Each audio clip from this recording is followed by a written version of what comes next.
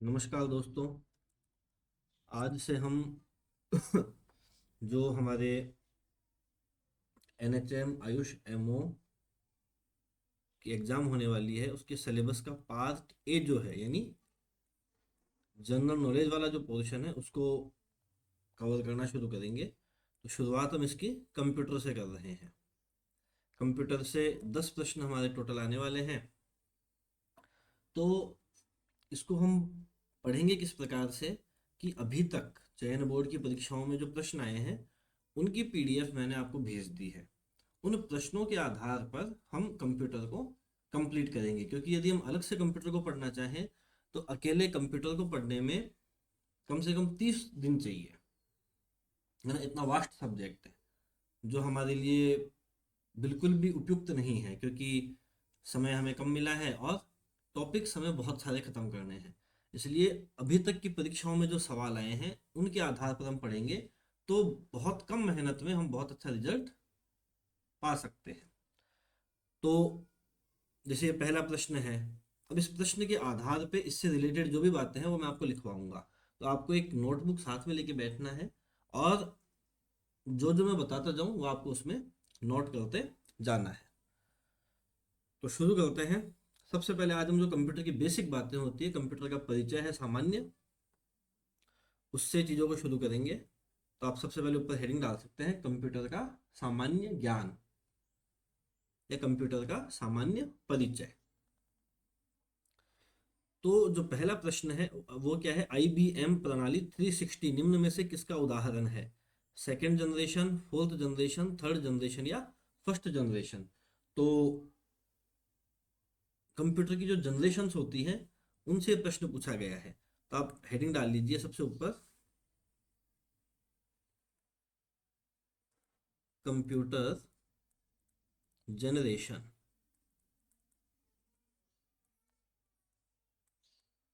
यानी कंप्यूटर की पीढ़ियां। देखिए, कंप्यूटर के विकास क्रम में जिस प्रकार से कंप्यूटर की टेक्नोलॉजी में सुधार होते गए उस हिसाब से कंप्यूटर की अभी तक कुल 5 जनरेशन आई है। First, second, third, fourth, fifth. तो इनसे एक सवाल हर बार पूछा ही पूछा जाता है। तो हर जनरेशन के बारे में हमें कुछ बातें ध्यान रखनी है। एक तो उसका टाइम पीरियड, यानी कब से कब तक वो थी। दूसरा हमें ध्यान रखना है उसमें प्रोसेसिंग डिवाइस कौन सी काम में आती थी। कोई भी कंप्यूटर जब काम करता है तब उसमें प्रोसेसर का होना बहुत जरूरी है। तो प्रोसेसर कौन सा कार्य काम में आता था, और इसी के आधार पे जनरेशन्स भी बनी है कंप्यूटर की। तीसरी चीज होती है मेमोरी। कंप्यूटर में जो भी काम किया जाता है वो जहाँ स्टोर होता है उसको मेमोरी कहते हैं। चौथा, प्रोग्रामिंग लैंग्वेज। कंप्यूटर हमारी आम बोलचाल की भाषा तो समझता नहीं है, इसलिए कंप्यूटर को जिस लैंग्वेज में समझाया जाता है वो प्रोग्रामिंग लैंग्वेज होती है। और फिर एग्जाम्पल। ये 5 चीज हम हर जनरेशन के बारे में देखेंगे। तो सबसे पहले फर्स्ट जनरेशन जो आए वो आए 1942 से 1955 तक। प्रोसेसिंग डिवाइस के रूप में इनमें जो चीज यूज आती थी उसका नाम था वैक्यूम ट्यूब। वैक्यूम ट्यूब एक ट्यूब होती है जिसके दोनों तरफ इलेक्ट्रोड लगे होते हैं, और एक इलेक्ट्रोड से दूसरे इलेक्ट्रोड तक इलेक्ट्रॉनों का ट्रांसफर होता है। इस सिद्धांत पे काम करते हैं। मेमोरी, मेमोरी के लिए इसमें मैग्नेटिक ड्रम होते थे, वो काम में लिए जाते थे। प्रोग्रामिंग लैंग्वेज इसमें मशीन लैंग्वेज और असेंबली लैंग्वेज,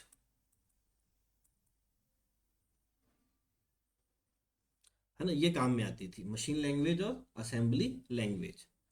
एग्जाम्पल आप इसके देखेंगे तो एनिएक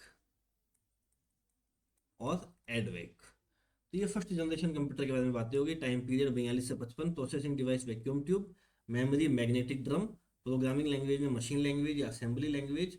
एग्जाम्पल इसके हो गए एनिएक और एडवेक। एक चीज आप और इसमें नीचे स्टार करके लिख लीजिए कि इसमें इसमें इनपुट तथा आउटपुट के लिए इनपुट तथा आउटपुट के लिए पंच कार्डों का उपयोग होता था। इसमें इनपुट तथा आउटपुट के लिए पंच कार्डों का उपयोग होता था। ये बात होगी अपनी फर्स्ट जनरेशन की। अब यही सब चीजें इसके बाद सेकंड जनरेशन के लिए हमें देखनी है।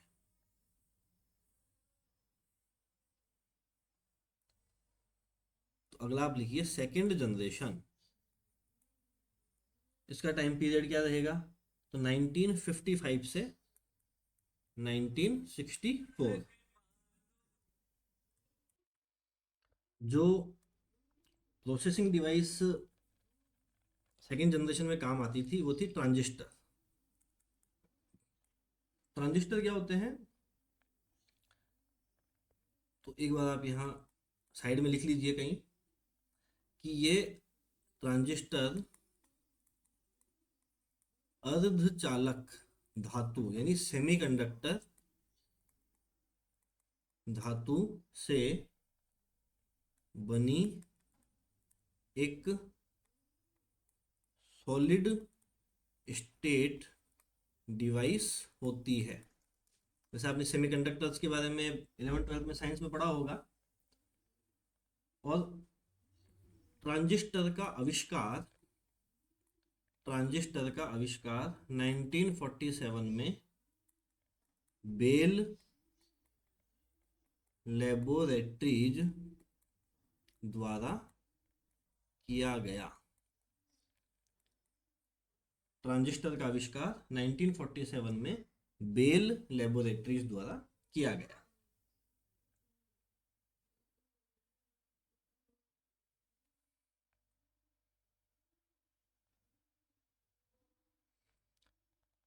मेमोरी के लिए इसमें अब लिख लीजिए ट्रांजिस्टर तकनीक पर आधारित मेमोरी। देखो मेमोरी दो टाइप की होती है, प्राइमरी सेकेंडरी, है ना। प्राइमरी मेमोरी वो होती है जो कंप्यूटर में इनबिल्ट होती है। सेकेंडरी मेमोरी जो होती है वो हम एक्सटर्नल रूप में काम में लेते हैं। तो यहाँ पे ये तो प्राइमरी मेमोरी थी ट्रांजिस्टर वाली। सेकेंडरी मेमोरी के लिए मैग्नेटिक टेप और डिस्क का प्रयोग। सेकेंडरी मेमोरी के लिए मैग्नेटिक टेप और डिस्क का प्रयोग। डिस्क जैसे अपने सीडी डीवीडीज होती हैं, और मैग्नेटिक टेप फ्लॉपी कभी आपने देखी होगी। फ्लॉपी वगैरह जो होती है उनमें मैग्नेटिक टेप काम में आती है। अच्छा, ट्रांजिस्टर जो होते थे वो छोटे होने लगे। वैक्यूम ट्यूब जब पहले काम में आती थी तो उस समय कंप्यूटर बहुत बड़े होते थे, क्योंकि वैक्यूम ट्यूब का साइज बड़ा होता है। ट्रांजिस्टर आने के बाद में ये समस्या काफ़ी सॉल्व हुई। कंप्यूटर छोटे होने लगे, उनकी स्पीड भी अच्छी बढ़ने लगी और उनकी कॉस्ट में भी कमी आई। जो प्रोग्रामिंग लैंग्वेज थी इसमें वो अ, इनको अपन क्या बोल सकते हैं, हाई लेवल की लैंग्वेज होती है। आप लिख लीजिए हाई लेवल लैंग्वेज। जैसे फोर्ट्रॉन होती है, कोबोल होती है ना, ये काम में ली जाने लगी। Example IBM 70 series. IBM जो है वो एक इंटरनेशनल कंपनी है, इंटरनेशनल बिजनेस मशीन कॉरपोरेशन। तो उसकी जो सीरीज है उनको IBM नाम से कहते हैं। IBM 70, IBM 1600, CDC 3600, ये इसके कुछ एग्जाम्पल है। तो ये हो गई सेकेंड जनरेशन। उसके बाद में आती है थर्ड जनरेशन। थर्ड जनरेशन का जो टाइम पीरियड है वो है लगभग 1964 से 1975 तक, 1964 टू 1975। थर्ड जनरेशन के जो कंप्यूटर थे उनमें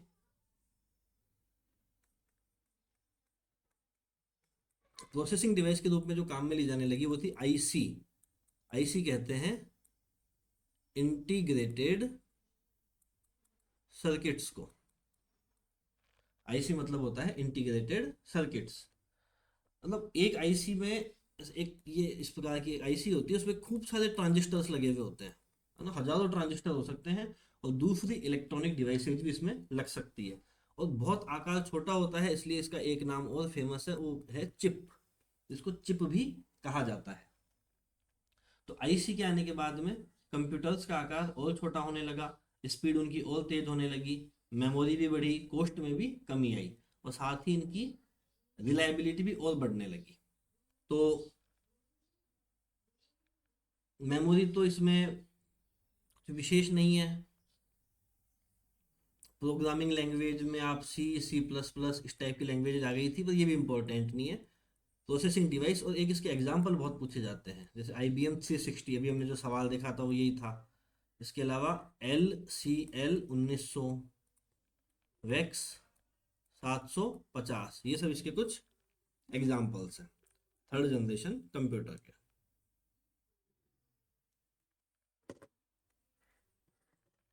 फिर अगला आता है फोर्थ जनरेशन कंप्यूटर।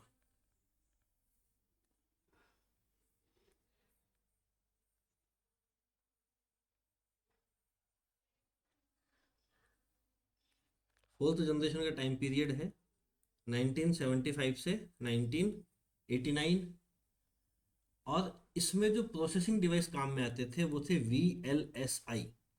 इसकी फुल फॉर्म क्या होती है? Very large scale integrated circuits. Very large scale integrated circuit मतलब ये जो इंटीग्रेटेड सर्किट्स थे, अब उसके ऊपर लाखों ट्रांजिस्टर और दूसरे इलेक्ट्रॉनिक सर्किट आ सकते थे, इसलिए इनका एक और नाम पड़ा, वो था माइक्रोचिप। थर्ड जनरेशन वालों को आईसी को चिप कहते थे, इनका क्या नाम पड़ने लगा? माइक्रोचिप।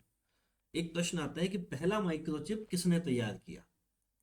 तो पहला माइक्रोचिप 1970 में इंटेल कॉरपोरेशन, इंटेल का नाम आपने खूब बार सुना होगा, ने इंटेल 4004 तैयार किया। ठीक है, 1970 में इंटेल कॉरपोरेशन ने इंटेल 4004 नाम से पहला माइक्रोचिप तैयार किया। इसी को माइक्रो प्रोसेसर भी कहते हैं। इसी को क्या बोलते हैं? Micro processor. और ये जो फोर्थ जनरेशन के कंप्यूटर है, अभी हम कंप्यूटर के प्रकार देखेंगे आगे, उसमें हम देखेंगे कि माइक्रो, मिनी, मेन फ्रेम, इस प्रकार से कंप्यूटर के प्रकार होते हैं। तो ये जो माइक्रो प्रोसेसर है, इसी के कारण कंप्यूटर्स का नाम माइक्रो कंप्यूटर पड़ा है। अब कंप्यूटर बहुत छोटे होने लग गए, है ना, और इतने छोटे हो गए कि पहले कंप्यूटर को रखने के लिए बड़े बड़े कमरों की आवश्यकता पड़ती थी, और वो टेबल पे ही रखे जाने लग गए। उसके बाद में और विकास हुआ, और वो गोद में भी रखे जाने लग गए, है ना। तो माइक्रो प्रोसेसर ने कंप्यूटर क्षेत्र में एकदम क्रांति ला दी। तो जो भी हमारे इसके एग्जाम्पल आप देखोगे, तो आज की तारीख में जो भी हमारे लैपटॉप, डेस्कटॉप, पाम टॉप भी होते हैं, सुपर कंप्यूटर्स, ये सब इसी के एग्जाम्पल है। कुछ गाइड्स जो हैं वो सुपर कंप्यूटर्स को फिफ्थ जनरेशन में रखती है, लेकिन राजस्थान बोर्ड की जो किताबें हैं उसमें सुपर कंप्यूटर को चौथी पीढ़ी का ही कंप्यूटर कहा गया है। तो हमें जो राजस्थान बोर्ड में लिखा है वही माना जाना चाहिए। तो ये हो गया फोर्थ जनरेशन। इसमें मेमोरी के रूप में तो आजकल हम CD, DVD, hard disk, RAM, ROM, ये सब चीज़ें यूज करते ही हैं। तो आज के कंप्यूटर में जो भी चीज़ें हम काम में लेते हैं वो सब इसकी मेमोरी का पार्ट हो जाएगा। प्रोग्रामिंग लैंग्वेज जावा, फोटोन, आज कई सारी काम में आती है। तो अब हम कंप्यूटर के बारे में जो भी डिटेल पढ़ेंगे वो सब फोर्थ जनरेशन कंप्यूटर्स की ही पढ़ेंगे। तो इसमें एक VLSI है, ये इंपॉर्टेंट है, जो हमें ध्यान रखना है। उसके बाद में फिफ्थ जनरेशन के कंप्यूटर। फिफ्थ जनरेशन के कंप्यूटर्स में महत्वपूर्ण कुछ नहीं है, अभी फिफ्थ जनरेशन के कंप्यूटर पे काम चल रहे हैं। जैसे जो AI चालू हुआ है, ये फिफ्थ जनरेशन का पार्ट माना जा सकता है। मशीन लर्निंग जैसी कुछ चीज़ें भी चल रही है। तो 1980 से वर्तमान तक फिफ्थ जनरेशन माना जाता है। तो कंप्यूटर खुद से सोचें और ज़्यादा विषम परिस्थितियों में काम करें, मानवीय भाषा व्यवहार को समझने लग जाएं, मोबाइल कंप्यूटर से रोबोट्स वगैरह होते हैं, ये सब फिफ्थ जनरेशन में अपन मान सकते हैं। तो ये हमारे पिछले प्रश्न का जवाब हुआ, पहले प्रश्न का, जो क्या था, IBM 360 निम्न में से किसका उदाहरण है। तो अभी हमने देख लिया ये किसका उदाहरण है, ये है थर्ड जनरेशन कंप्यूटर का। सेकंड जो प्रश्न आता है वो क्या है कि प्रोसेसर की निम्नलिखित में से कौन सी इकाई कंप्यूटर के सभी हिस्सों की निगरानी करती है और उन्हें उचित निर्देश देती है। Memory unit, control unit, input unit, arithmetic and logic unit. तो दूसरे प्रश्न के लिए हमें जो समझना पड़ेगा वो है, आप हेडिंग डालिए, कंप्यूटर वर्किंग प्रोसेस, या आप इसके लिए एक शब्द और काम में ले सकते हैं, ऑर्गेनाइजेशन ऑफ कंप्यूटर, यानी कंप्यूटर की कार्य प्रणाली या कंप्यूटर का संगठन संरचना। तो देखिए हमारा जो कंप्यूटर होता है उसमें मेनली 3 यूनिट होती है। तो 3 यूनिट्स, पहला इनपुट यूनिट, दूसरा होता है सिस्टम यूनिट, और तीसरा होता है आउटपुट यूनिट। तो सबसे पहले आप इनपुट यूनिट में लिखिए, वैसे हम इनपुट यूनिट डिटेल में पढ़ेंगे, तो एक बार आप यहाँ पे लिख लीजिए,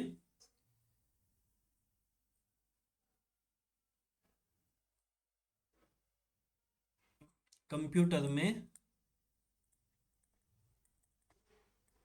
डेटा या सूचना को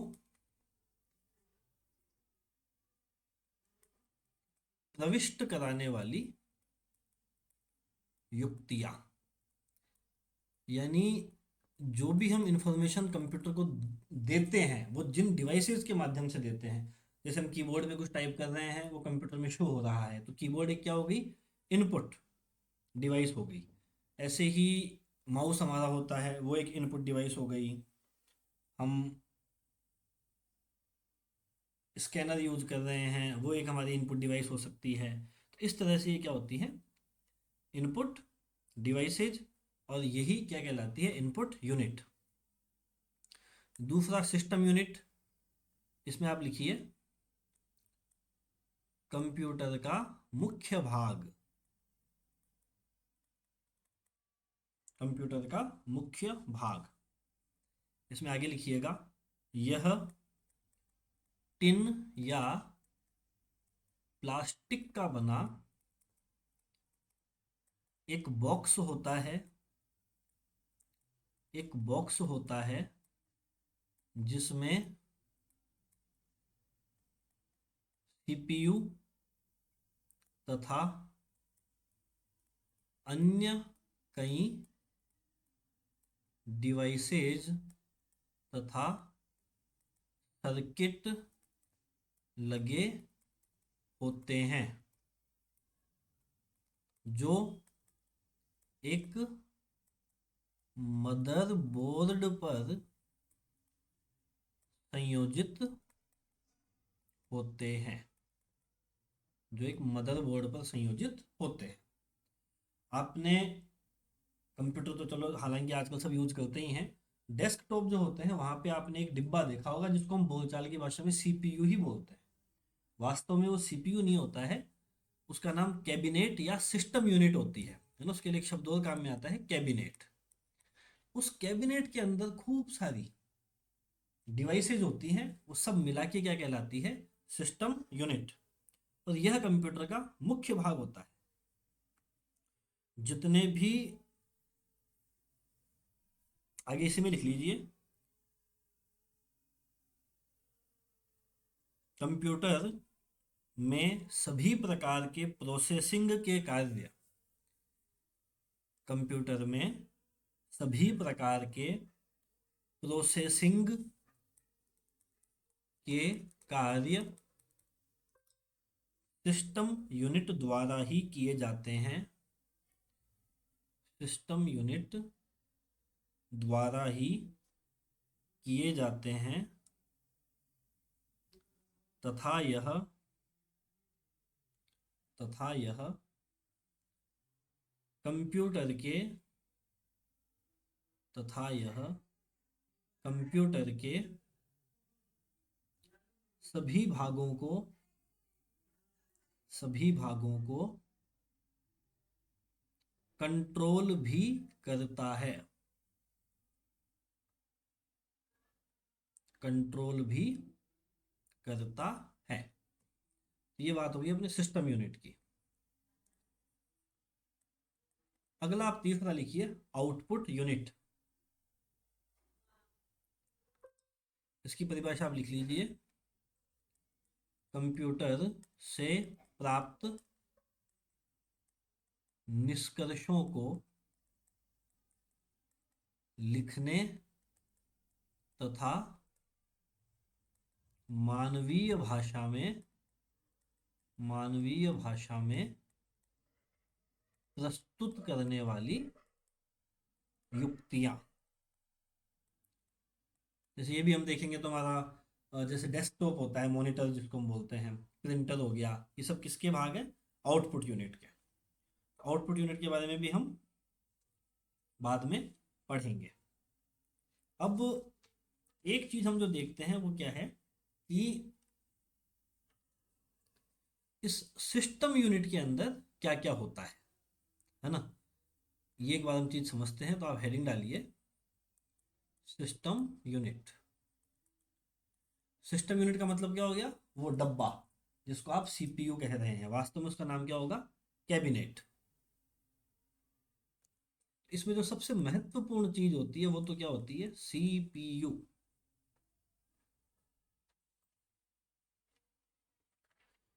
सीपीयू के अलावा चलिए भाई इसमें क्या क्या होता है वो हम सब लिख लेते हैं। एक इसमें होती है पेरिफेरल डिवाइसेस। तीसरा इसमें होता है कनेक्टर पोर्ट्स। चौथा होता है कंप्यूटर बस। पांचवा होता है मदरबोर्ड। और छठे में आप अदर्स लिख लीजिए। तो ये और भी दो चार चीज़ें होती है। तो ये लगभग छह चीज़ें सिस्टम यूनिट का पार्ट होती है। CPU, peripheral devices, connector ports, computer बस, मदरबोर्ड और अदर्स। तो सबसे पहले हम जो पढ़ेंगे वो क्या है? सीपीयू। सीपीयू की फुल फॉर्म आप जानते ही होंगे, सेंट्रल प्रोसेसिंग यूनिट। हिंदी में यदि हम इसको बोलेंगे तो क्या हो जाएगा? केंद्रीय संसाधन इकाई।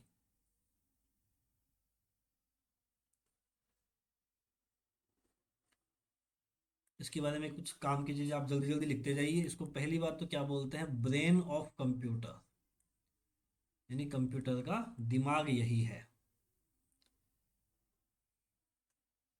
अब दिमाग का मतलब समझ गए कि जैसे हमारे दिमाग का हमारे समस्त शरीर पे नियंत्रण है, वैसे ही सीपीयू कंप्यूटर के जो भी भाग होते हैं, मेमोरी हो गया, चाहे इनपुट आउटपुट डिवाइसेज हो गई, है ना, या पेरिफेरल डिवाइसेज हो गई, जो भी हो गया, उन सभी के कार्यों पर नियंत्रण रखता है, उनसे कार्य भी करवाता है। अब इसके कार्य लिख लीजिए,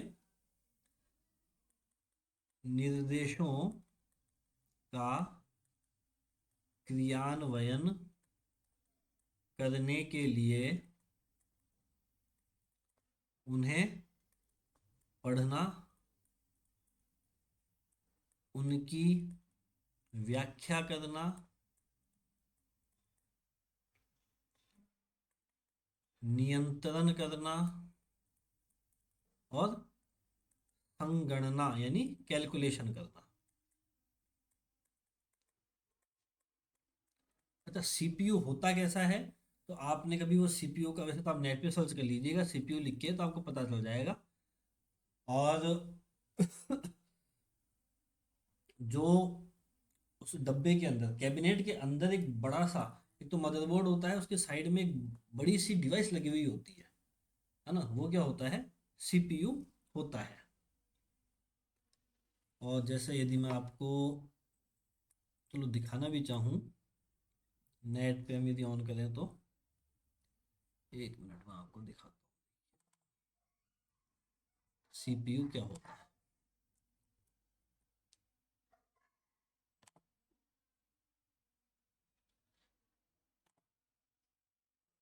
ये जो आपको चिप दिख रही है इस तरह की, इसको हम क्या बोलते हैं? सीपीयू।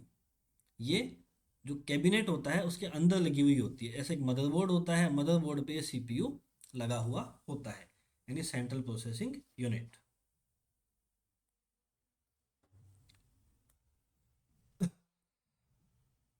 आगे लिखिए, सीपीयू को तीन भागों में बांटा जा सकता है। सीपीयू को तीन भागों में बांटा जा सकता है। पहला कंट्रोल यूनिट या सीयू, दूसरा arithmetic logic unit A L U, और तीसरा मेमोरी। इसी मेमोरी को हम क्या कहते हैं? स्टोरेज यूनिट यानी संग्रहण इकाई। आपको इनके हिंदी नाम याद करने की आवश्यकता नहीं है, क्योंकि पेपर हिंदी अंग्रेजी दोनों में आएगा।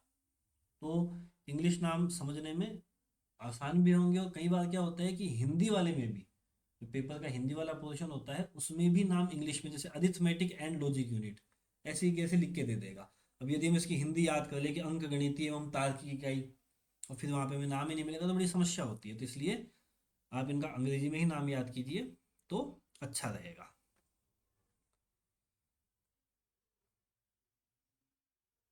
अच्छा, एक चीज जो हम पहले पढ़ चुके हैं भाई, फोर्थ जनरेशन की हमने बात की थी, तो उसमें हमने देखा था कि सीपीयू जो मेन पार्ट है, हमने देखा था कि जो प्रोसेसिंग यूनिट होती है कंप्यूटर में फोर्थ जनरेशन में, वो क्या हो गई थी?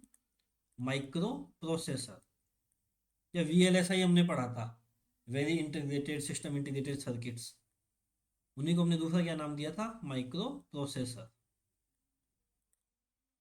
जो अपन ने पढ़ा भी था कि पहला जो है वो 1970 में इंटेल कॉरपोरेशन ने तैयार किया था, इंटेल 4004 नाम से, है ना। तो सीपीयू का मतलब वही माइक्रो प्रोसेसर, या जिसको अपन चिप या माइक्रो चिप भी कहते हैं। तो वही माइक्रो प्रोसेसर ही क्या है? सीपीयू। जैसे आपने कई बार लैपटॉप लिया होगा या आपने कंप्यूटर डेस्कटॉप परचेज किया होगा, तो आपने पूछा होगा भाई इसमें प्रोसेसर कौन सा है, तो अगला बताता है कि इसमें इंटेल का जैसे i7 या i11 आ गया है, या i7, तो इंटेल पेंटियम 7 ऐसा करके नाम होता है। कुछ में AMD प्रोसेसर होते हैं, कुछ में कोर टू डियो प्रोसेसर होते हैं। तो ये सब क्या नाम है? ये प्रोसेसर्स के नाम है, यानी सीपीयू के नाम है। कभी कभी ये इनके भी नाम दे दिए जाते हैं कि इंटेल 7 या Intel Pentium 7, AMD core two duo किसके प्रकार है, तो हमें बताना है कि ये सीपीयू या माइक्रो प्रोसेसर के प्रकार है। तो सबसे पहले आप लिखिए जो तीन भाग हैं उनमें पहला control unit. Control unit,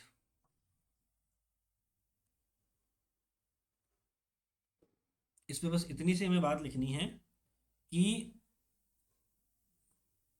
computer system की सभी गतिविधियों, कंप्यूटर सिस्टम की सभी गतिविधियों का संचालन का संचालन, नियंत्रण एवं समन्वयन यानी कोऑर्डिनेशन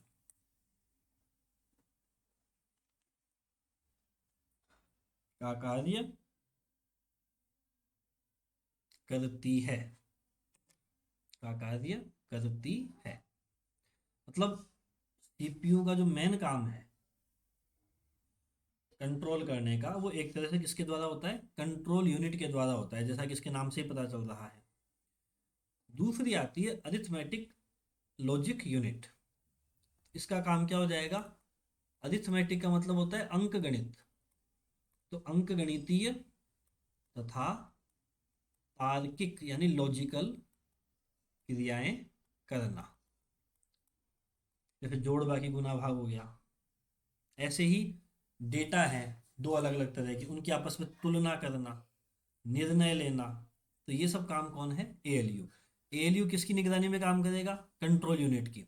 मेमोरी से डेटा लेगा, उस पर गणनाएं करेगा और पुनः मेमोरी को लौटा देगा, और इसके कार्यों पर नियंत्रण कौन करेगा, कंट्रोल यूनिट।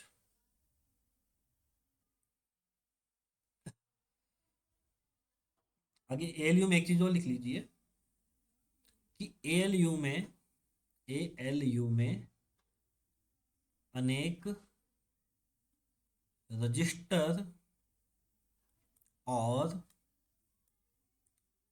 एक्यूम्यूलेटर्स, एएलयू में अनेक रजिस्टर और एक्यूम्यूलेटर्स होते हैं जो जो गणनाओं के दौरान जो गणनाओं के दौरान क्षणिक संग्रह क्षणिक संग्रह हेतु हेतु मेमोरी का कार्य करते हैं, क्षणिक संग्रह हेतु मेमोरी का कार्य करते हैं।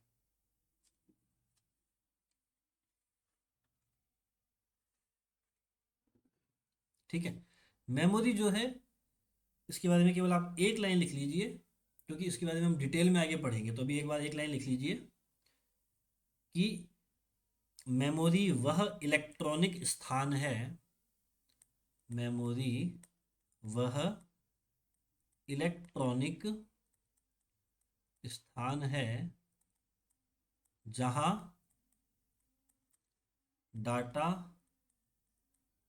सूचना एवं प्रोग्राम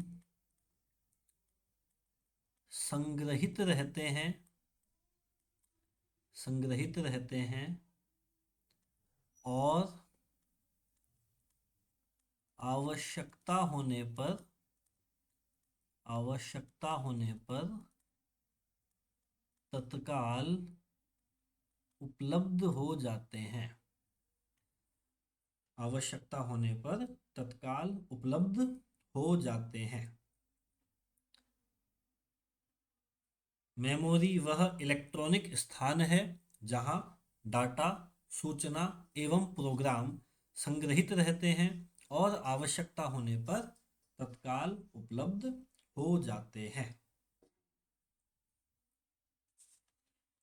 तो ये हमने सीपीयू के तीन पार्ट देख लिए, control unit, ALU arithmetic logic unit और मेमोरी या स्टोरेज यूनिट।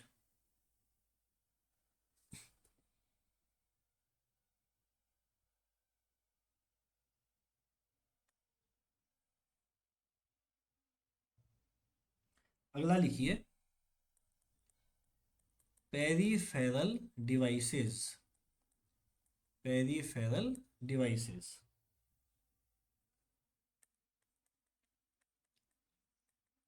ऐसी डिवाइसेज ऐसी डिवाइसेज जिनमें जिनमें इनपुट, आउटपुट और स्टोरेज की क्षमता होती है, इनपुट, आउटपुट और स्टोरेज की क्षमता होती है।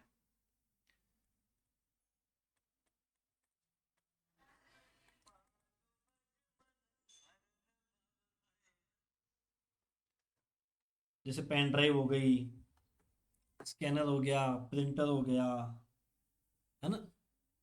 ऐसी और भी कई चीजें होती हैं जिनको हम बाद में उससे जोड़ते हैं। कंप्यूटर से, कंप्यूटर का पार्ट नहीं होता है लेकिन हम उनको बाद में जोड़ देते हैं। इनको I/O यानी इनपुट आउटपुट, क्योंकि दोनों का काम करती है तो इसलिए इनको I/O डिवाइसेज भी कहा जाता है। आपने कई तरह के पोर्ट्स देखे होंगे, मतलब कंप्यूटर से हम कई चीज़ें साइड में जोड़ते हैं ताकि कंप्यूटर और अच्छे से काम करे। जैसे मैं पढ़ाने के लिए डिजिटाइजर का उपयोग करता हूँ, तो ये एक तरह की कैसी डिवाइसेज हो गई, पेरिफेरल डिवाइसेज हो गई। ठीक है, तो ये इनपुट आउटपुट दोनों का कार्य करते हैं।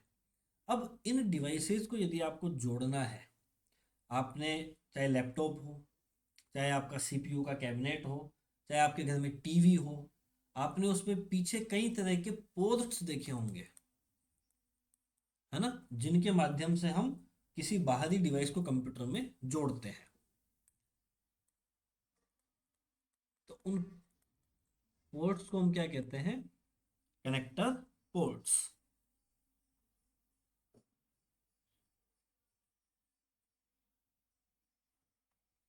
तो कुछ एक है जिनके बारे में हम देख लेते हैं। पहला, सीरियल पोर्ट, है ना। इनमें से एक दो पे सवाल आता है, सब पे तो नहीं आता है, पर हम थोड़ा सा एक बार पढ़ लेंगे तो ठीक रहेगा। इनका देखो, मैं आपको जैसे चित्र दिखाऊं सीरियल पोर्ट क्या होता है, तो एक दो का मैं दिखा देता हूँ, बाकी के जो डायग्राम है वो फिर आप खुद नेट पे सर्च करके देख लीजिएगा। ये इस तरह का सीरियल पोर्ट होता है। आप कभी भी देखना, आपके सीपीयू यदि है घर पे और आप उसके पीछे देखेंगे, कुछ लैपटॉप्स में भी ऐसा पोर्ट दिख जाएगा, तो इसको हम क्या कहते हैं, सीरियल पोर्ट कहते हैं। इसमें आप देखेंगे तो देखिए, पाँच, एक दो तीन चार, पांच पिन तो ऊपर लगी हुई होती है, और एक दो तीन चार ऐसे चार पिन इसमें नीचे लगी हुई होती है।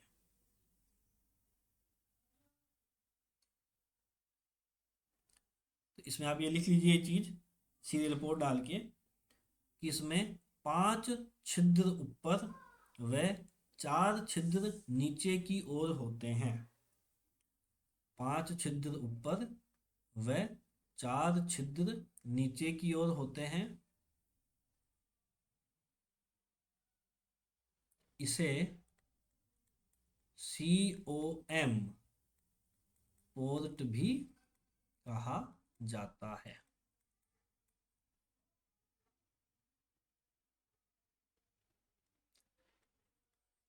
ऐसे ही एक दूसरा पोर्ट आता है जो होता है पैरेलल पोर्ट। इसी का थोड़ा बड़ा रूप होता है, 13 छिद्र ऊपर और 12 नीचे। तीसरा होता है USB, ये तो हम सब जानते ही हैं। इसकी फुल फॉर्म बहुत बार पूछी जाती है, वो है यूनिवर्सल सीरियल बस। इसकी फुल फॉर्म हमें ध्यान रखनी है बस। ये इन्हीं का एक छोटा रूप है, सीरियल या पैरेलल पोर्ट का ही ये छोटा रूप होता है। एक होता है VGA पोर्ट, जनरली जो हमारा मॉनिटर होता है, आजकल तो चलो सब चीज़ें USB पोर्ट से हो जाती है, वरना पहले VGA केबल एक आती थी, जिसकी फुल फॉर्म क्या है, क्योंकि मॉनिटर जोड़ा जाता था तो इसलिए वीडियो ग्राफिक्स एरे।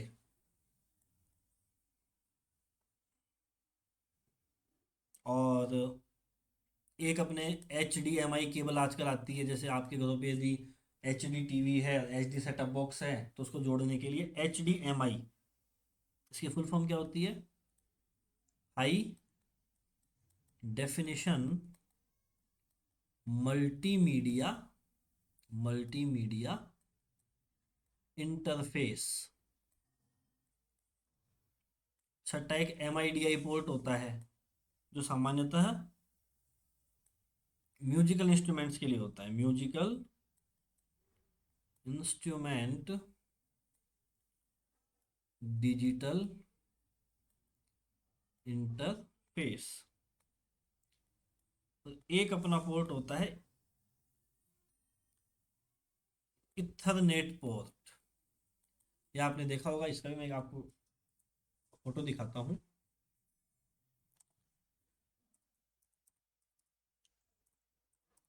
ये अपना इथरनेट पोर्ट होता है।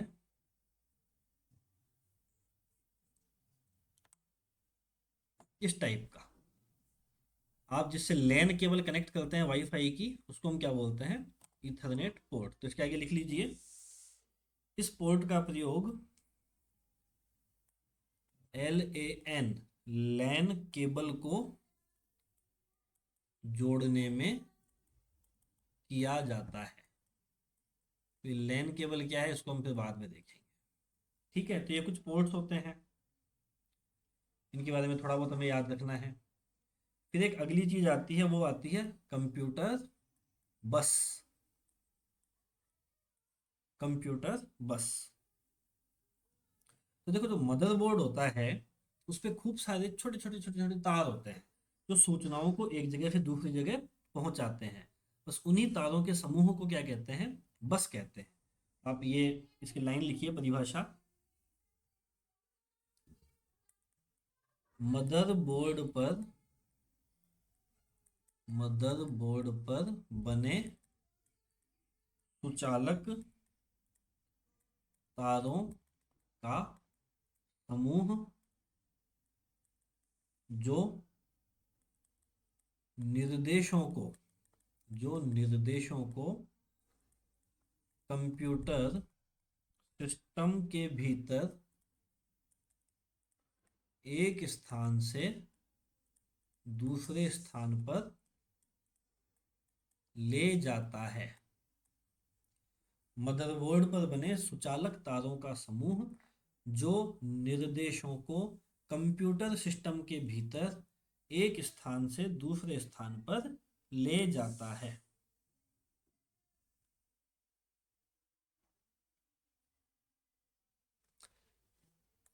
अब ये भी दो प्रकार के हो गए। एक तो हो गई इंटरनल, एक हो गया एक्सटर्नल। तो ये जो इंटरनल होते हैं, ये मदरबोर्ड पर जो डिवाइसेस लगी है, अभी मैं आपको मदरबोर्ड की फोटो दिखाऊंगा, उस पर कई सारी डिवाइसेस लगी हुई है। तो उन सब के मध्य सूचनाओं का आदान प्रदान करने के लिए क्या होगी? इंटरनल। नाम से ही पता चल रहा है। एक्सटर्नल क्या होगी? मदरबोर्ड से या सीपीयू से हम जो बाहरी डिवाइसेस जोड़ते हैं, जैसे आपने डेस्कटॉप जोड़ा, भी अपन ने खूब सारे पोर्ट्स पढ़े थे, उन पोर्ट्स के माध्यम से जब डिवाइसों को जोड़ते हैं तो वो मदरबोर्ड से जिन तारों के समूह से कनेक्ट होती है उसको हम क्या बोलते हैं? एक्सटर्नल बस। इंटरनल बस के और तीन प्रकार होते हैं। एड्रेस बस, दूसरा कंट्रोल बस, और तीसरा डेटा बस।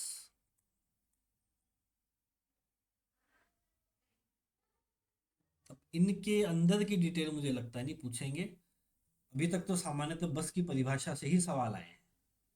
तो ये हमें कंप्यूटर बस के बारे में ध्यान रखना है। अगला लिखिए, मदर बोर्ड।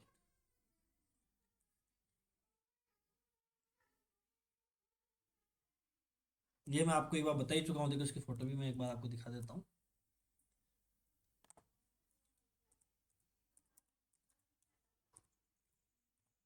ये मदर बोर्ड होता है अपना,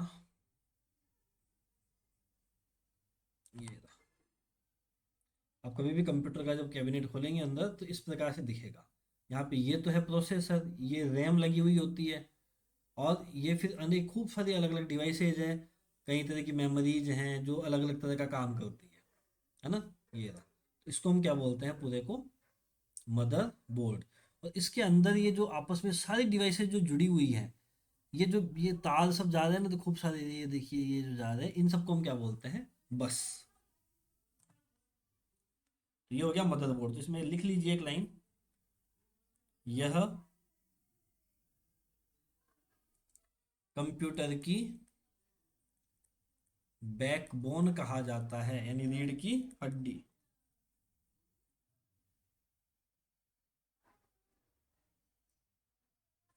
कंप्यूटर के सभी कंपोनेंट्स मदरबोर्ड से जुड़े होते हैं। कंप्यूटर के सभी कंपोनेंट्स मदरबोर्ड से जुड़े होते हैं।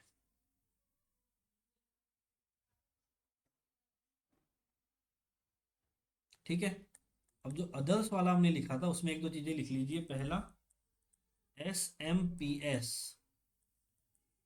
Switched mode power supply.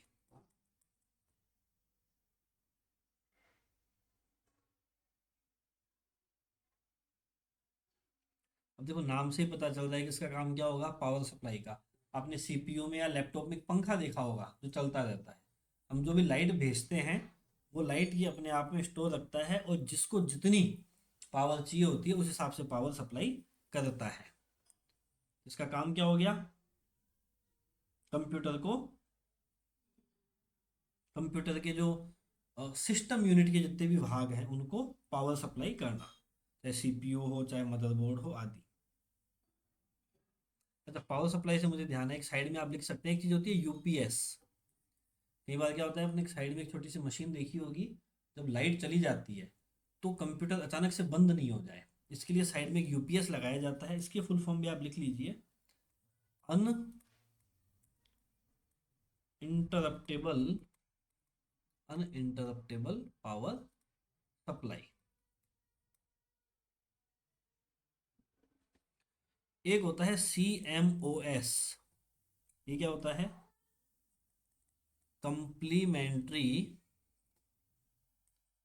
Metal oxide semi conductor. आपके कंप्यूटर में कभी मान लीजिए टाइम वगैरह गलत आता होगा, तो जो मैकेनिक आता है वो सीपीयू का कैबिनेट खोलता है और अंदर से एक छोटी डिवाइस निकालता है, उसमें सेल चेंज कर देता है।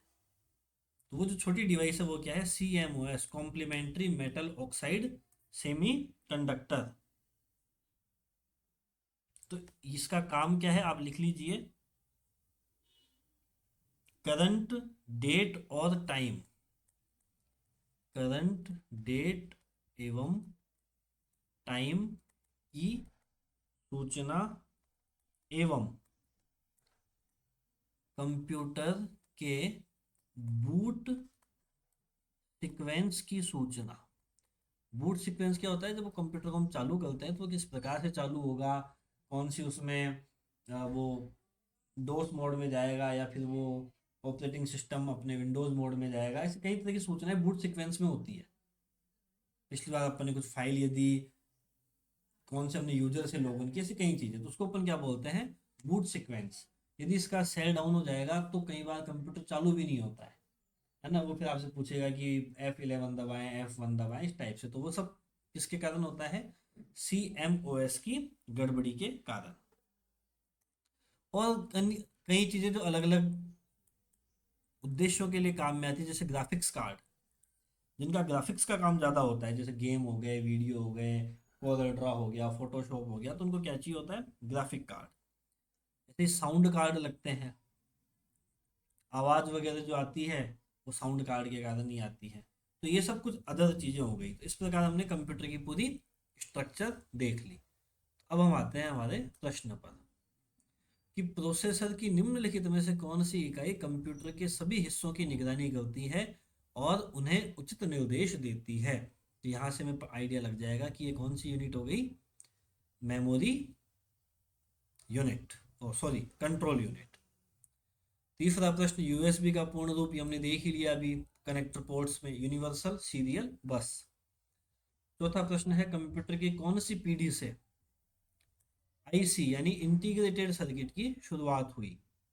तो हमारी बात हो गई थी, तीसरी पीढ़ी से सबसे पहले आ गए थे। डेटा को कंप्यूटर सिस्टम के विभिन्न संघटकों के मध्य भौतिक तारों का उपयोग करके स्थानांतरित किया जाता है, उन्हें क्या कहा जाता है, बस। बस कंप्यूटर की वह विशिष्टता जिसमें प्रोग्राम, सूचना एवं आंकड़ों का संग्रह किया जाता है वह कहलाती है गति, परिशुद्धता, बहुमुखिता और संग्रहण की क्षमता। तो वैसे तो चलिए सामान्य बात है कि संग्रह किया जाता है तो संग्रहण की क्षमता होगी, फिर भी आप एक हेडिंग डाल लीजिए,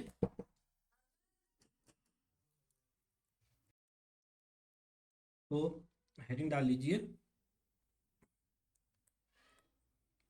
कंप्यूटर की विशेषताएं। उनमें पहली विशेषता क्या होगी, लिखिए गति। ये हम जानते हैं कि कंप्यूटर बहुत स्पीड से काम करता है ना। आप कंप्यूटर पे काम करते होंगे तो पता ही नहीं चलता, मतलब लाखों करोड़ों सूचनाएं एक सेकंड में कंप्यूटर के द्वारा प्रोसेस कर ली जाती है। इसमें एक चीज लिख लीजिए आप, कंप्यूटर की गति MIPS यानी मिलियन इंस्ट्रक्शंस पर सेकंड में मापी जाती है। मिलियन इंस्ट्रक्शंस पर सेकंड। दूसरा लिखिए शुद्धता। शुद्धता यानी एक्यूरेसी। कंप्यूटर से प्राप्त परिणाम हमेशा शुद्ध होते हैं।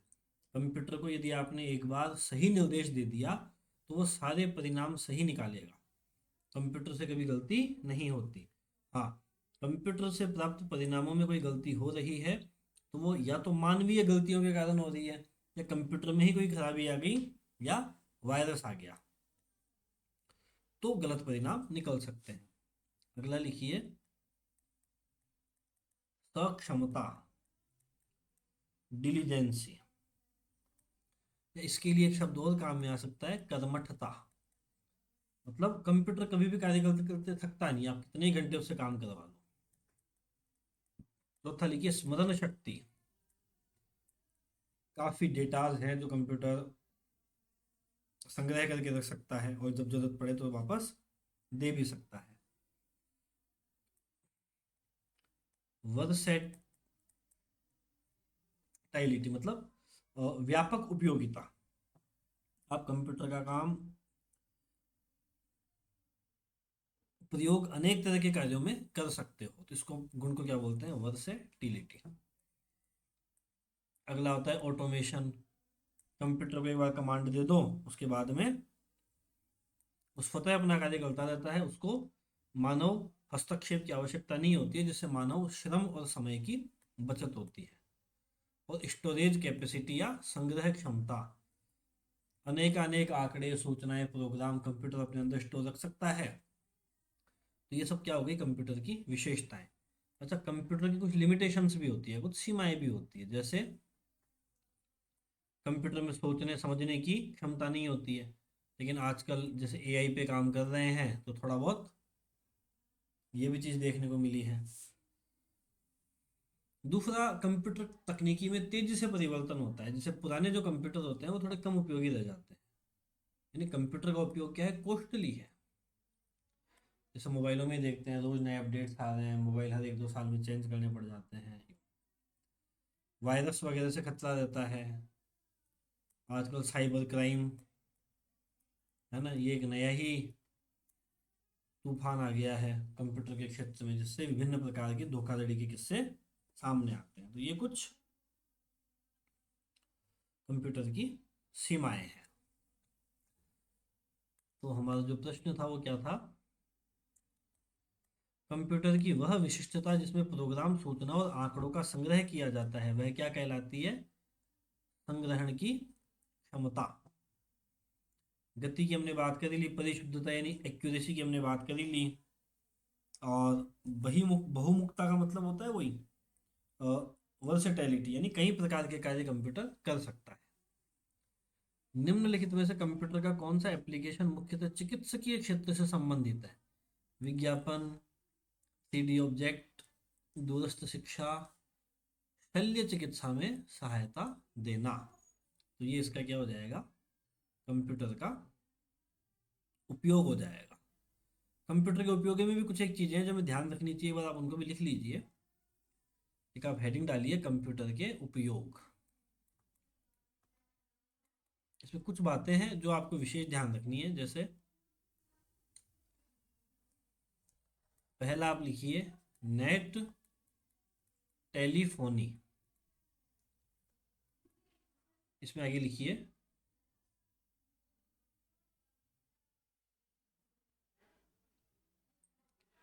किसी भी फोन से संपर्क स्थापित करना। किसी भी फोन से संपर्क स्थापित करना। नेट टेलीफोनी में क्या होता है, सामने वाले के पास कंप्यूटर हो, ऐसा होना जरूरी नहीं है। आपके पास कंप्यूटर है, उससे आप सामने वाले के टेलीफोन पे, मोबाइल पे बात कर सकते हैं। एक लिखिए एटीएम, इसकी फुल फॉर्म में ध्यान होनी चाहिए, ऑटोमेटिक टेलर मशीन। बोलचाल में इसको एनी टाइम मनी भी कहते हैं, पर ये इसकी वास्तविक फॉर्म है। तीसरा आप लिखिए डीटीपी, यानी डेस्कटॉप पब्लिशिंग। इसमें आप लिखिए इसके अंतर्गत, इसके अंतर्गत प्रकाशन, मुद्रण, मुद्रण यानी प्रिंटिंग आदि से संबंधित कार्य आते हैं, आदि से संबंधित कार्य आते हैं। चौथा आप लिखिए बायो इन्फॉर्मेटिक्स, बायो इन्फॉर्मेटिक्स ये क्या है? बायोमेडिकल साइंस यानी जीव चिकित्सा विज्ञान प्लस कंप्यूटर के संयोग, या कंप्यूटर का संयोग कर लो, है ना। इससे जो बनी विज्ञान की शाखा होती है उसको अपन क्या बोलते हैं? Bio informatics. पांचवा लिखिए CBT, computer based teaching, computer based teaching. छठा लिखिए वर्चुअल क्लासरूम, है ना। आप अपने घर पे बैठ के पढ़ रहे हैं, टीचर कहीं और से पढ़ा रहा है, पर ऐसा लगता है कि जैसे सामने ही बैठ के पढ़ाई हो रही है, इसको अपन क्या बोलते हैं? Virtual classroom. सातवां लिखिए CAE, कंप्यूटर एडेड इंजीनियरिंग। ऐसे ही एक होता है CAD, कंप्यूटर एडेड डिजाइनिंग।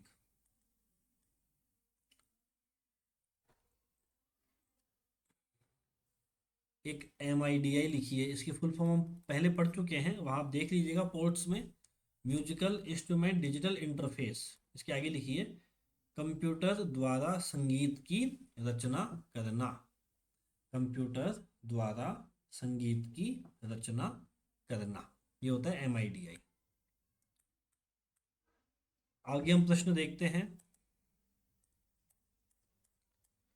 निम्नलिखित में से कौन सा या से कंप्यूटर के वर्ग या श्रेणी में नहीं है?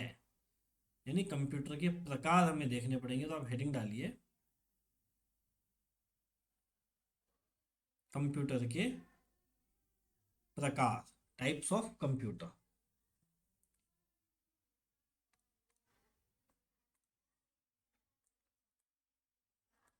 कंप्यूटर के प्रकार, इसमें सबसे पहले आप लिखिए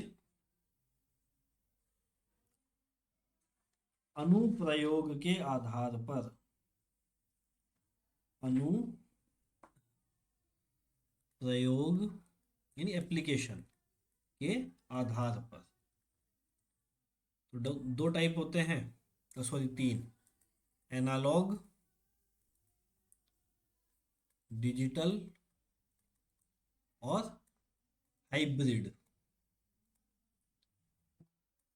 तो सबसे पहले एनालॉग में लिखिए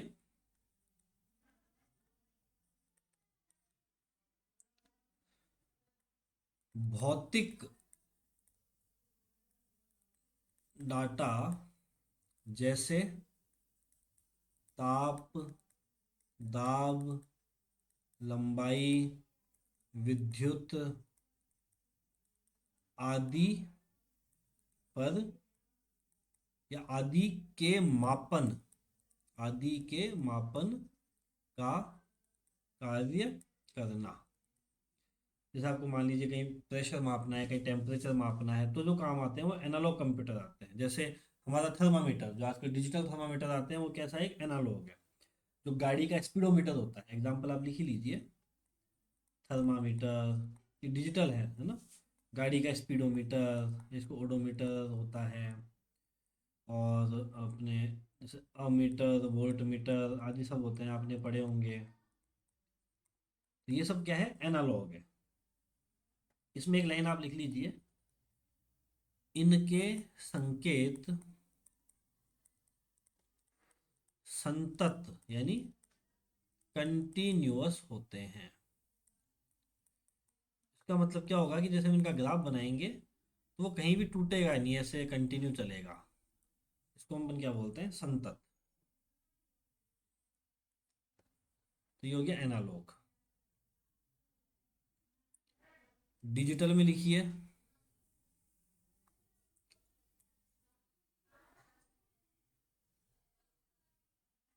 अंकों पर कार्य करते हैं, अंकों पर कार्य करते हैं तथा तार्किक क्रियाएं भी करते हैं। मतलब कार्य अंकों पर ही करेंगे, तार्किक क्रियाएं भी करेंगे। इनके संकेत असतत होते हैं, असतत होते हैं। तो कंप्यूटर कौन सी लैंग्वेज समझता है ये तो आप जानते होंगे। बाइनरी एक लैंग्वेज होती है, बाइनरी डिजिट, वैसे हम आगे पढ़ेंगे, उस पर कंप्यूटर कार्य करता है। जब भी हम कंप्यूटर की बात करेंगे नॉर्मली, तो हम डिजिटल कंप्यूटर की ही बात करते हैं। हाइब्रिड का मतलब हो गया एनालॉग प्लस डिजिटल दोनों। अपने जो चिकित्सा के क्षेत्र में इनका बहुत उपयोग होता है। जैसे रोगी का टेम्परेचर मापना है, ब्लड प्रेशर मापना है, तो उसको ये मापेगा एनालॉग की तरह, फिर उसको अ, अंकों के रूप में दिखाएगा डिजिटल कंप्यूटर की तरह। तो ये कंप्यूटर के तीन प्रकार हो गए अनुप्रयोग के आधार पे, एनालॉग, डिजिटल और हाइब्रिड। अब लिखिए, आकार के आधार पर, आकार के आधार पर चार प्रकार होते हैं। सबसे पहला है माइक्रो कंप्यूटर। इसमें डेस्कटॉप आएंगे, लैपटॉप आएंगे, पाम टॉप, मतलब एक हथेली के आकार के भी आते हैं, आजकल यूज कम होता है इनका पर आते हैं। नोटबुक कंप्यूटर, टैबलेट जो हम काम में लेते हैं, ये सब माइक्रो कंप्यूटर का पार्ट है। हम ज़्यादातर इन्हीं का यूज करते हैं, है ना। इस पर एक चीज़ लिख लिया ना, कि इन पर एक समय में एक ही व्यक्ति कार्य कर सकते हैं, कर सकता है। इन पर एक समय में एक ही व्यक्ति कार्य कर सकता है।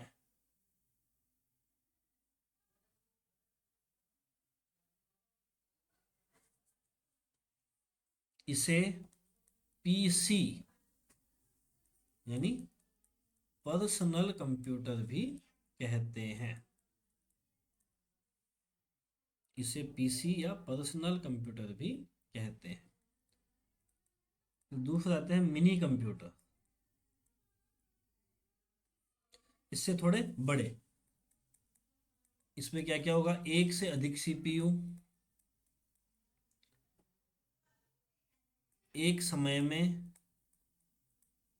एक से अधिक व्यक्ति कार्य कर सकते हैं, एक से अधिक व्यक्ति कार्य कर सकते हैं। तो जो भी सामान्यतः बड़े कार्यालय, बैंक होंगे, उनमें इनका प्रयोग किया जाएगा। तीसरे आते हैं मेन फ्रेम कंप्यूटर। तो ना ये आकार में कैसे होंगे, बहुत बड़े, कार्य करने की क्षमता बहुत तेज होगी, मेमोरी बहुत तेज होगी, एक समय में बहुत ज़्यादा व्यक्ति कार्य कर सकते हैं, महंगे बहुत होते हैं।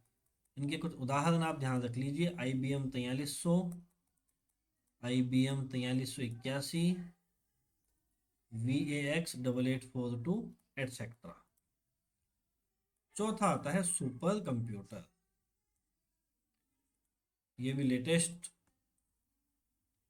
काम में आ रहे हैं, बहुत बड़े होंगे।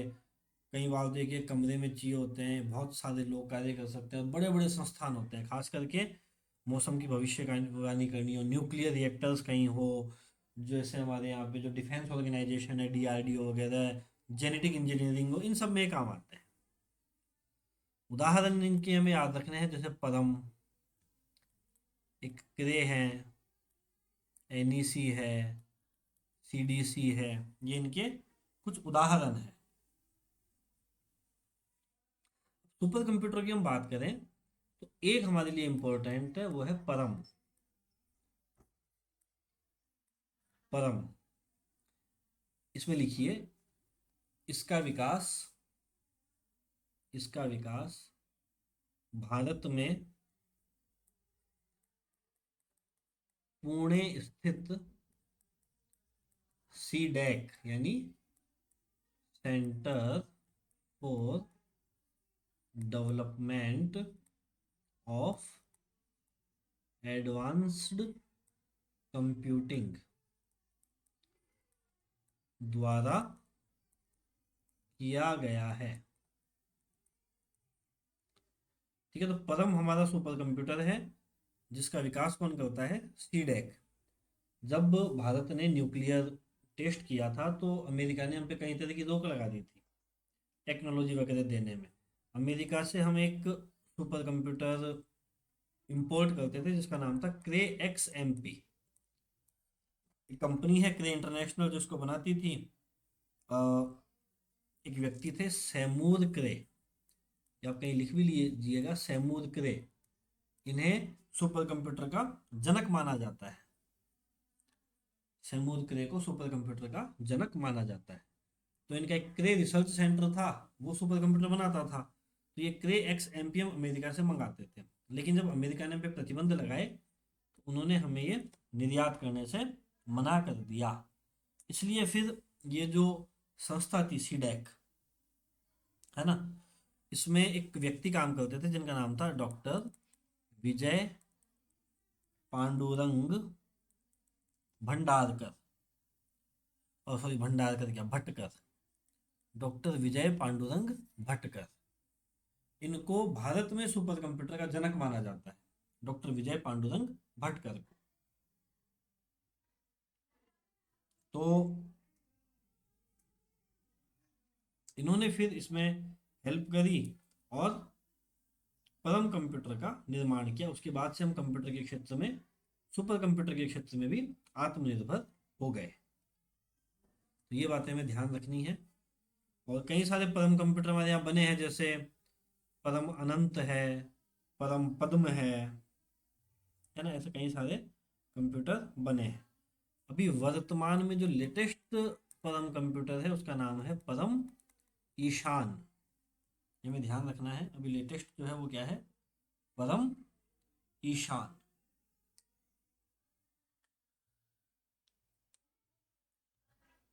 इसके अलावा सुपर कंप्यूटर में एक चीज और हम लिख सकते हैं, तो आप लिखिए, सुपर कंप्यूटर की गति, सुपर कंप्यूटर की गति, सुपर कंप्यूटर की गति फ्लॉप्स, FLOPS, FLOPS, फ्लॉप्स, इसकी फुल फॉर्म क्या होती है? फ्लोटिंग पॉइंट ऑपरेशंस पर सेकेंड, फ्लोटिंग पॉइंट ऑपरेशंस पर सेकेंड में मापी जाती है, में मापी जाती है।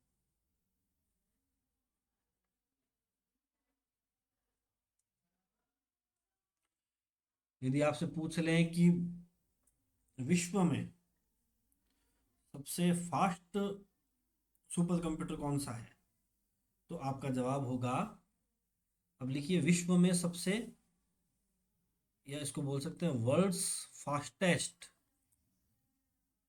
सुपर कंप्यूटर, उसका नाम है कैपिटैन, CAPITAN। अमेरिका में लगा हुआ है, वहाँ पे एक लिवरमोर नेशनल लेबोरेटरी, वहाँ पे, वो इतना इंपॉर्टेंट नहीं है। वर्ल्ड का फास्टेस्ट सुपर कंप्यूटर का नाम क्या है? EI-कैपी-10। और ऐसे यदि हम भारत के फास्टेस्ट की बात करें तो ये हमारे सीडैक ने ही बनाया है, एक एरावत, एरावत। ये अभी भारत का फास्टेस्ट सुपर कंप्यूटर। ठीक है, तो हमारे प्रश्नों पे आते हैं वापस। निम्नलिखित में से कौन सा कंप्यूटर का वर्ग नहीं है? देखो, माइक्रो है, मिनी है, मेन फ्रेम है, कौन सा नहीं है? पैरेलल नहीं है। कौन कंट्रोल यूनिट के कार्यों का सर्वोत्तम वर्णन करता है? देखो, सर्वोत्तम आया है शब्द। मेमोरी, प्रोसेसर, इनपुट आउटपुट उपकरणों के परिचालनों का नियंत्रण ये हो सकता है। तर्कयुक्त परिचालन नहीं, ये एएलयू करती है। बाह्य डेटा को कंप्यूटर समझे से स्वरूप में परिवर्तित करना, चलो ये तो एक बहुत माइन्यूट सा काम है। अंक गणितीय परिचालन ये भी एएलयू करती है, तो इसका उत्तर क्या होगा? ए। कंप्यूटर की कौन सी विशेषता है जिसमें वो विभिन्न प्रकार के कार्यों को आराम से कर लेता है? तो बहुमुखी, वर्सिटैलिटी उसकी जो है। तारों का एक समूह जो एक साथ बिट्स के एक समूह को लेके जाता है। बिट्स क्या होता है ये हम बाद में देखेंगे।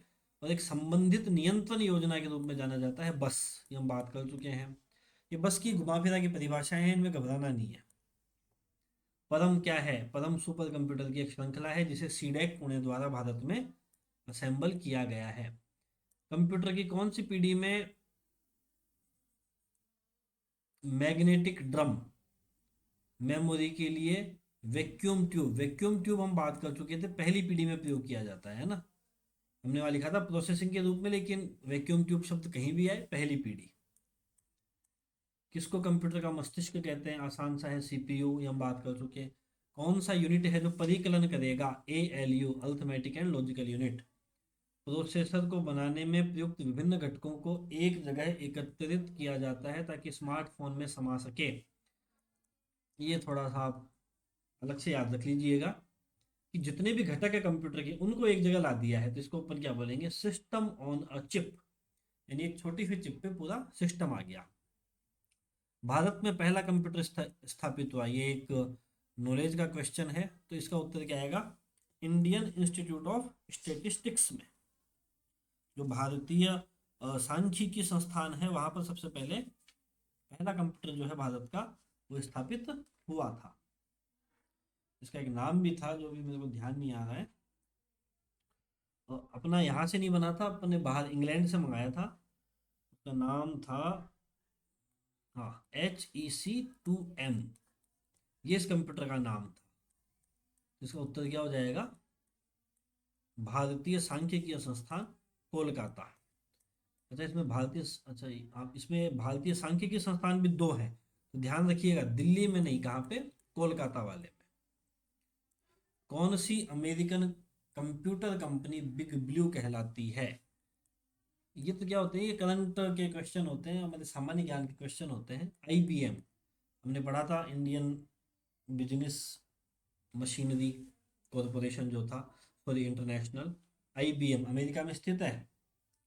इसको बिग ब्लू भी कहते हैं क्योंकि शायद इसका लोगो ब्लू कलर का है, मे बी इसलिए इसका नाम पड़ा हो। कंप्यूटर स्टार्टिंग से सबसे बड़े इन्होंने ही बनाने शुरू किए। The father of artificial intelligence, हमें याद रखना है, जॉन मैकार्थी इनको कहते हैं। कृत्रिम बुद्धिमत्ता के पिताजी कौन है? John McCarthy. हम द्वितीय, सेकंड जनरेशन के कंप्यूटर, ये हम बात कर ही चुके हैं, 1959 से 1965। इसमें हमने जो वहां पे देखा था वो 1955 से 64 लिखा था, पर ये समय ड्यूरेशन जो किसी के बीच में आ रहा है, तो इसका उत्तर बी हो जाएगा। एकल बस संरचना कहाँ पाई जाती है? ओके, तो इसमें हमें ध्यान रखना है कि जो मिनी और माइक्रो कंप्यूटर है वहां पे एकल बस संरचना पाई जाती है, सिंगल बस स्ट्रक्चर। बाकी जो मेन फ्रेम सुपर कंप्यूटर्स होते हैं उनमें मल्टीपल बस स्ट्रक्चर पाई जाती है, तो ये हमको ध्यान रखना है। यहाँ कैसी संरचना पाई जाती है? एकल बस संरचना। डेटा प्रोसेसिंग से क्या मतलब है? डेटा को व्यवस्थित, उपयोगी, सभी उत्तर होगा इसका, है ना, सामान्य सी बात है, ये हम पढ़ी चुके। John McCarthy. कौन सा प्रथम पीढ़ी का कंप्यूटर नहीं है? तो प्रथम पीढ़ी का कंप्यूटर हमारा कौन सा नहीं है? देखो, ENIAC है, यूनिवेक है, IBM 700 701, ये शायद मैंने नहीं लिखवाया आपको, ये भी आप वहाँ लिख लीजिएगा, ये भी है। PDP जो है ये हमारे प्रथम पीढ़ी का कंप्यूटर नहीं है। PDP जो है वो थर्ड जनरेशन में जाके आए, तो हमें ध्यान रखना है पीडीपी जो है वो प्रथम श्रेणी का कंप्यूटर नहीं है, सॉरी प्रथम पीढ़ी का। कौन से कंप्यूटर के गुण हैं? सभी होंगे। IBM 1401 क्या है ये हम पढ़ चुके हैं, सेकंड जनरेशन। तो मान लीजिए नहीं लिखवाया हो तो आप लिख लीजिएगा कि ये किसका है, सेकंड जनरेशन का है। विश्व का पहला लैपटॉप, ये आप इंपॉर्टेंट है, एप्सन कंपनी ये विश्व में पहला लैपटॉप कंप्यूटर लेकर आई थी 1981 में। ये हमको एक फैक्ट और है जो याद रखना है कि विश्व का पहला लैपटॉप एप्सन द्वारा लाया गया। कंप्यूटरों की प्रथम से पंचम पीढ़ियों के संदर्भ में कौन सी श्रृंखला सही है? देखिए प्रथम में काम आई वैक्यूम ट्यूब, लेकिन फिर इसने द्वितीय में क्या दे दिया, जावा। जबकि जावा लैंग्वेज जो है वो बाद में आई, तो पहला ऑप्शन तो नहीं हो सकता, ट्रांजिस्टर नहीं हो सकता। मशीन लैंग्वेज से भी हो सकता है, मशीन लैंग्वेज ठीक है, ट्रांजिस्टर ठीक है, लेकिन यूएलएसआई आ गया। देखिए यूएलएसआई जो है ये भी नहीं हो सकता। यूएलएसआई जो है वो फिफ्थ जनरेशन के कंप्यूटर्स में है। जो फिफ्थ जनरेशन के कंप्यूटर्स हैं उनमें जो प्रोसेसर होता है वो यूएलएसआई प्रकार का होता है, तो ये इसका उत्तर नहीं हो सकता। फिर बचा एनीएक। हाँ एनीएक हम जानते ही हैं, फर्स्ट जनरेशन के कंप्यूटर का एग्जाम्पल है। ट्रांजिस्टर सेकंड जनरेशन के कंप्यूटर में जो प्रोसेसिंग डिवाइस होती थी वो होता है CDC 6600, ये उदाहरण है। VLSI हम जानते ही हैं कि चतुर्थ पीढ़ी का है, और परम जो सुपर कंप्यूटर है तो वो उसके बाद में आए हैं, तो हम इसका उत्तर डी मान सकते हैं। तो ये अच्छा सवाल है, पर इतने हमारे जो सवाल आएंगे, जैसे मैंने कंपाउंडर की परीक्षा में देखा था वहाँ शायद ये सवाल आया था कि प्रथम पीढ़ी के कंप्यूटरों में जो प्रोग्रामिंग लैंग्वेज होती थी वो क्या होती थी, तो वो हमने पढ़ी है मशीनी लैंग्वेज या असेंबली लैंग्वेज होती थी। तो जो हमने पढ़ा है वो सफिशियंट है, कोई सवाल उससे बाहर आ जाता है, ऐसा 10 में से एक सवाल के साथ होगा जो हमारे पढ़े हुए में से बाहर आएगा, उनकी हमें ज़्यादा चिंता नहीं करनी। उसके पीछे हम कंप्यूटर की बड़ी बड़ी किताबें पढ़ने बैठे हैं, ये कोई मतलब वाली बात नहीं होती है। इसलिए मैं जितना पढ़ा रहा हूँ आप उस पर विश्वास रखिए, उसको पढ़िए, आपका आराम से कंप्यूटर के 10 में से कम 8 से 9 सवाल सही हो जाएंगे। चलिए, ये आज हमने कंप्यूटर के सामान्य परिचय के बारे में कुछ सवाल किए हैं। नेक्स्ट क्लास में हम कंप्यूटर के बारे में और आगे पढ़ेंगे। तब तक के लिए आप सभी को धन्यवाद। शुभ रात्रि।